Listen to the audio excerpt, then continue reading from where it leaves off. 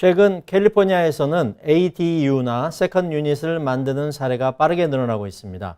높은 주택 가격과 생활비 부담 속에서 렌트 수입을 얻기 위한 목적도 있고 부모 거주 공간이나 자녀 독립 공간으로 활용하려는 경우도 많습니다.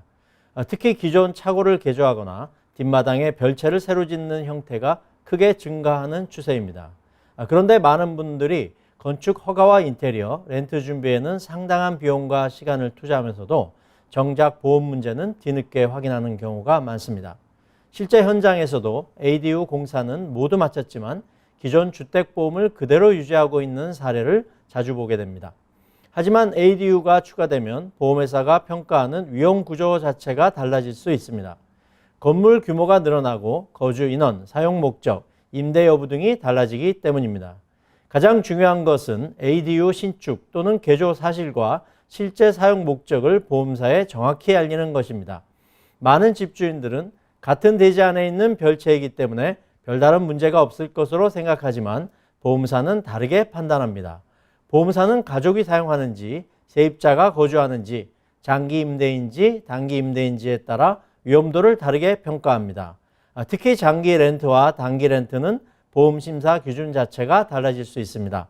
일반적으로 장기 렌트는 일정 조건 아래 허용되는 경우가 많지만 에어비앤비와 같은 단기 렌트는 일반 주택보험에서 제외되거나 별도 특약을 요구하는 경우도 있습니다. 일부 보험사는 단기 렌트 자체를 인수하지 않기도 합니다. 실제로 뒤쪽 ADU를 단기 렌트 형태로 운영하던 주택에서 물피해 사고가 발생한 사례가 있었습니다.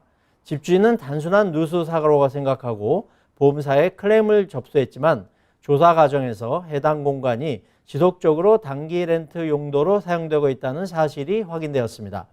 결국 보험사는 보험계약 당시 신고된 사용 형태와 실제 사용 형태가 다르다는 점을 문제 삼았고 보상 범위를 둘러싼 분쟁이 발생하였습니다. 피해 정도보다 보험사에 신고된 내용과 실제 사용 상태가 달랐다는 점이 더 큰 문제가 된 사례였습니다. 허가 문제도 함께 점검할 필요가 있습니다. 처음에는 자녀나 부모 거주용으로 사용하던 공간이 나중에는 세입자 임대 공간으로 바뀌는 경우가 적지 않습니다.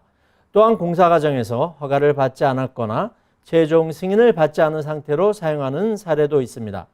허가 문제가 있다고 해서 보험금이 자동으로 거절되는 것은 아니지만 주택 매매나 재융자 과정에서 문제가 발생할 수 있으며 보험 가입이나 갱신 심사 과정에서도 영향을 받을 수 있습니다. 따라서 ADU를 계획할 때는 건축 허가와 보험 문제를 함께 검토하는 것이 바람직합니다. 또한 ADU가 추가되면 재건축 비용 자체가 증가하게 됩니다. 따라서 기존 주택보험의 건물 보장 금액이 충분한지 다시 확인할 필요가 있습니다. 하지만 실제로는 ADU를 신축한 이후에도 기존 보험 한도를 그대로 유지하는 경우가 적지 않습니다. 만약 화재와 같은 대형 사고가 발생했을 때 보험 가입 금액이 실제 재건축 비용보다 부족하다면 예상치 못한 본인 부담금이 발생할 수 있습니다. 특히 최근 캘리포니아는 건축비와 자재비, 인건비가 크게 상승하면서 과소보험, 즉 언더인슈어드 위험이 더욱 커지고 있습니다. 배상 책임 위험도 함께 증가할 수 있습니다. ADU를 임대할 경우 세입자와 관련된 법적 책임이 새롭게 발생하기 때문입니다. 계단, 난간, 데크, 전기시설, 누수 문제 등으로 인해 세입자나 방문객이 손해를 입었다고 주장할 경우 예상치 못한 손해배상 청구가 발생할 수 있습니다.